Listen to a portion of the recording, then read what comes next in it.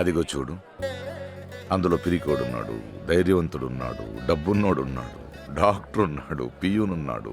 ప్రతి ఓడ దందాపున ఒక్కటే, దేవుడా నేను మంచోడిని నన్ను కాపాడు, దేవుడా నేను మంచోడిని నన్ను కాపాడు. అవన్నీ చూసి నటనలు అనుకుంటామే, అవి నటనలు కాదా. మనుషులు మంచోడ్రా, మనిషి అంటేనే మంచోడు.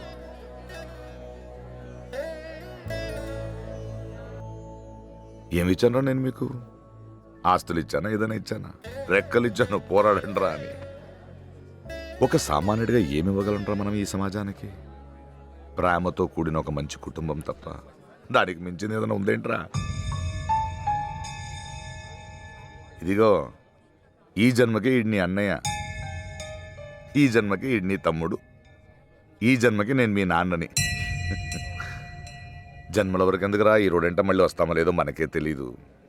అందుకే ఎదురొచ్చే ప్రతి వాడిని చిరునవ్వుతో పలకరిస్తూ వెళ్ళిపోతే చాలు. ఆ భగవంతుని మన కోసం ఏం కోరుకోవాల్సిన అవసరం లేదురా. అలా కోరుకోవాల్సి వస్తే పక్కోడు గురించి కోరుకోవాలి.